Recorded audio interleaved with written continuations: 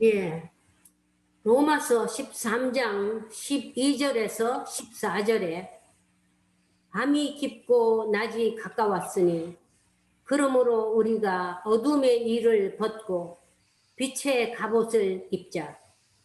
낮에와 같이 단정히 행하고 방탕하거나 술 취하지 말며 음란하거나 호색하지 말며 다투거나 시기하지 말고 오직 주 예수 그리스도로 옷 입고 정욕을 위하여 육신의 일을 도모하지 말라 라는 성경 말씀을 가지고 그러니 어쩌라고 라는 제목으로 말씀을 나누어 보려고 합니다. 여기 읽어드린 구절은 말씀 그대로 저희들이 이해할 수 있게 쉽게 씌워져 있습니다. 우리들이 어떻게 살아야 하는지를 자세하게 설명해 주고 있습니다. 항상 단정히 행동하고 방탕하게 살지 말고 흥청망청 먹고 마시고 술에 취해서 비틀거리지 말고 음란하거나 호색하여 천박하게 살지 말고 다투거나 시기하지 말라고 하십니다. 또 정욕을 위하여 육신의 일을 도모하지도 말고 오직 주 예수 그리스도로 옷을 입고 거룩하게 살라고 하십니다. 우리는 어떤 행동을 하고 어떤 말을 해야 합니까? 믿음의 사람은 어둠에 참여하는 사람이 아니라 어떻게 하면 우리 주님을 기쁘시게 할까 하고 생각하는 사람이라고 했습니다. 얼마 전에 기독교 윤리 실천 운동을 하시는 손봉호 교수님께서 한국 교회를 망하게 하는 원인은 도덕성의 결여이다라고 하셨다는 이야기를 들었습니다. 몇 가지 원인들도 있겠지만 가장 큰 원인 중에 하나라고 저도 생각합니다. 교회 안에서 일어나고 있는 추하고 부끄러운 일들과 심심찮게 일어나고 있는 대형 사건 사고 중에서 그리스도인들이 수시로 비춰지고 있는 현실 속에서 우리가 아니라고 부정할 수가 없을 것입니다. 더군다나 예수님을 가장 잘 믿는다고 떠들던 사람들조차도 부끄러운 추문 속에 등장을 할 때에는 우리들을 심히 비참하고 슬프게 합니다. 그리스도인이라고 하면서 그들이 저지르는 추태들은 일반인들의 그것을 뺨치고도 남습니다. 때로는 이성이 없는 짐승들 같기도 합니다. 세상 사람들은 그리스도인들의 살아가는 모습을 보고 교회가 하는 일들을 보고 예수가 누구인지 또 무슨 일을 하시는 분인지 그리스도는 누구인지 교회는 또 무슨 일을 무엇을 하는 곳인지를 배웁니다. 우리들의 살아가는 모습을 보고 그 속에서 나타나는 예수님을 보게 된다는 것입니다. 우리들의 믿음은 이웃들과 더불어 살아가는 모습 속에서 더욱 드러나게 된다는 것입니다. 오늘날 세상 사람들이 우리들을 보고 과연 예수 그리스도를 믿을 만한 믿음이 생길 수가 있을까요? 우리들을 보면 예수를 믿고 싶어질 것 같습니까? 그들의 눈에 비치는 우리들의 모습은, 아니 나의 모습은 어떨까요? 오래전에 제가 겪었던 일이 있습니다. 거의 20년도 훨씬 지난 어느 날이었습니다. 저도 잘 모르는 한국 사람이 운영하는 가게에서 물건을 사려고 하는데 현찰이 없었습니다. 수표를 내려고 했더니 받지 않겠다고 하기에 저의 수표는 믿어도 됩니다. 저는 예수님을 믿는 사람입니다. 라고 했더니 그 사람이 퉁명스럽게 영어로 So what? 이라고 했습니다. So what? 그러니 어쩌라고? 예수 믿는 사람은 다르냐고? 웃기지 말라고 하는 뜻이었습니다. 그러니 어쩌라고? 저는 그 말에 깜짝 놀랐습니다. 나를 믿어주지 않는 사실에 답답하기도 하고 몹시 부끄럽기도 하였습니다. 수십 년이 지난 지금까지도 잊을 수 없는 일로 제 기억에 그 가게 주인의 얼굴과 그 표정이 선명하게 남아 있습니다. 20여 년 전, 그때만 해도 요사이처럼 우리 기독교가 이렇게 비난을 받지도 않았고, 특별히 제가 너무도 순진했었거나 세상을 제대로 몰랐거나 아니면 너무도 무식해서 나는 예수를 믿는 사람이니 믿어도 된다고 했겠지요. 적어도 저에게는 그리스도인들은 세상 사람들과 달라서 정직하다고 그 당시에는 생각하고 있었거든요. 그 가게 주인이 보는 그리스도인의 시각이 So what? 이라는 말로 나타났겠지요. 그런데 요즘의 사람들이 그리스도인을 보는 시각은 어떠할까요? 가히 짐작을 하고도 남음이 있겠지요. 바울 사도도 로마서 13장 14절에 주 예수 그리스도로 옷을 입으십시오. 그리스도로 옷을 입어야 사람다운 사람이라 할 수 있습니다. 사람다운 사람은 남을 존중하고 아끼고 사랑하는 사람입니다. 라고 합니다. 그러나 우리들은 너도 나도 모두가 남을 존중하고 아끼기보다는 높아지려고 하고 선생이 되고 싶어 하고 지도자가 되려 하고 또한 자기들이 하는 일을 남이 알아주지 않으면 불같이 화를 내곤 합니다. 어디를 가나 높은 자리, 윗자리에 앉으려고 합니다. 그러나 이제는 내려가 봅시다. 좀 낮은 자리로 내려가 봅시다. 대접을 받기보다는 대접을 하는 자세로 살아봅시다. 그러면 높아질 것입니다. 존경과 칭찬을 받게 될 것입니다. 무엇보다 우리 주님이 우리를 인정해 주실 것입니다. 교회 안의 직분도 권세를 누리라고 준 것이 아니고 섬기라고 준 것임을 명심해야 할 것입니다.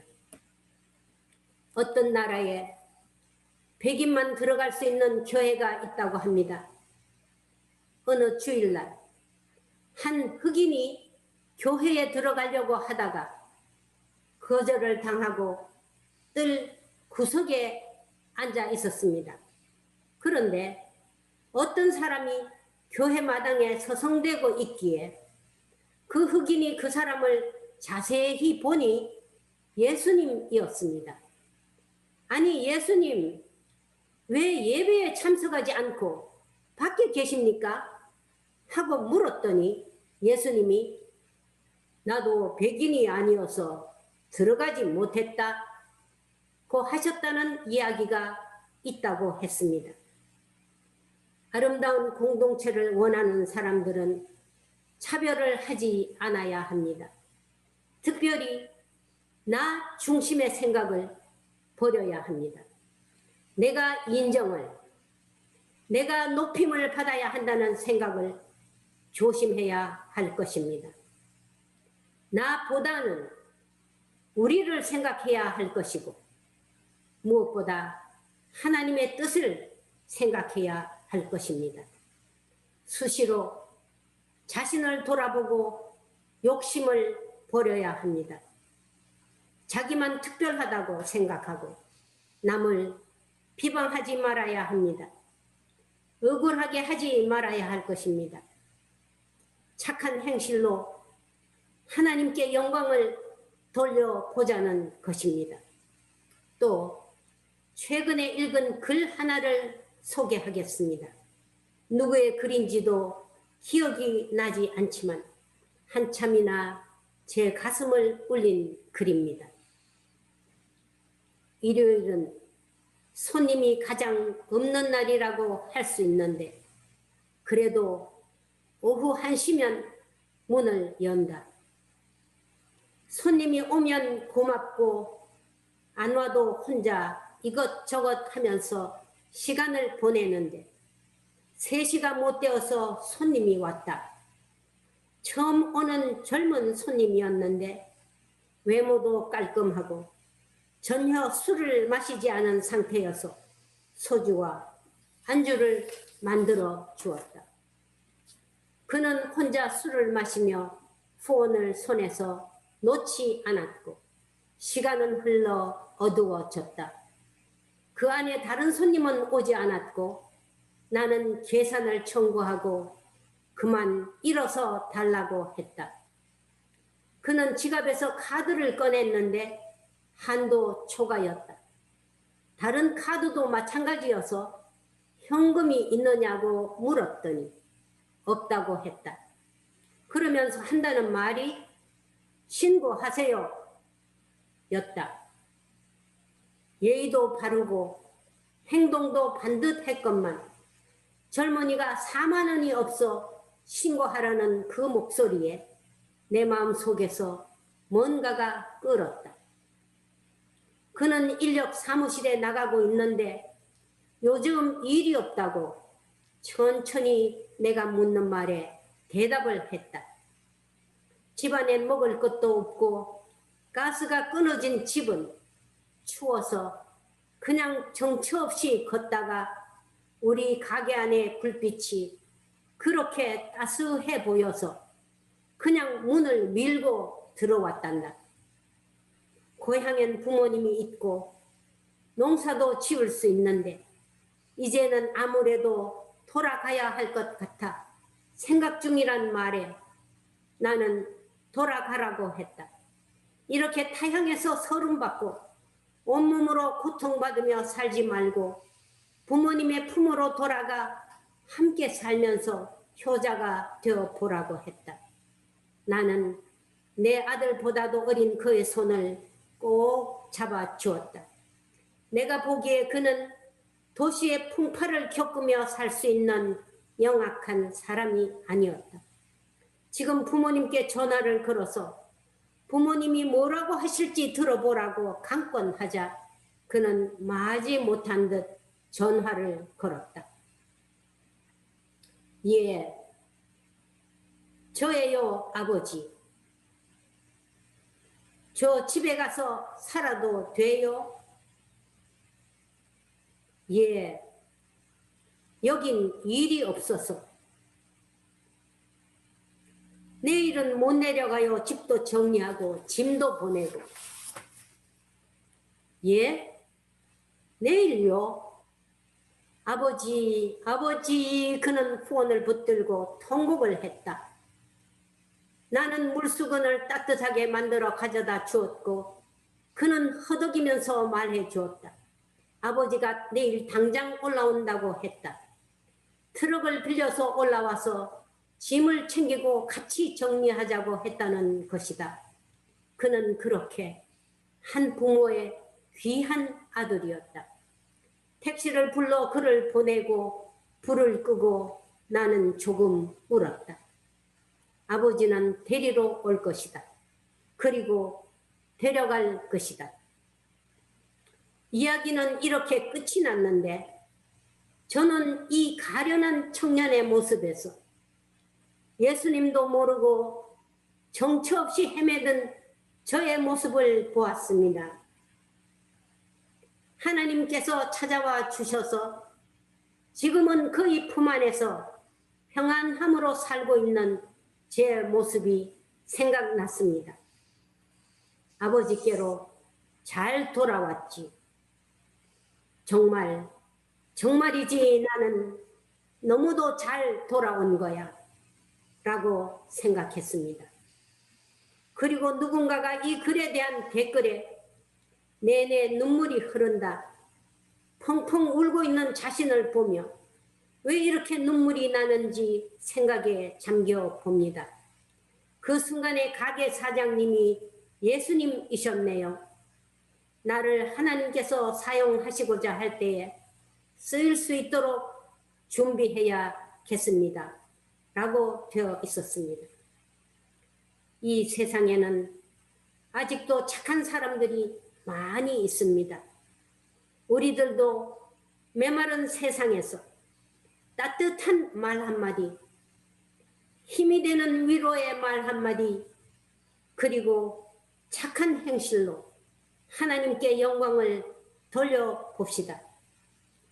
이제 밤이 깊고 낮이 가까웠으니 어둠의 일을 벗고 빛의 갑옷을 입읍시다. 시간이 많지가 않습니다. 시간이 무작정 우리를 기다려주지 않습니다. 낮에와 같이 단정히 행하고 방탕하거나 술 취하지 말고 음란하거나 호색하지 말며 다투거나 시기하지 맙시다. 주 예수 그리스도로 옷 입고 정욕을 위하여 육신의 일을 도모하지 맙시다. 오직 착한 행실로 하나님께 영광을 돌리는 삶을 살아봅시다. 고맙습니다. 기도하겠습니다.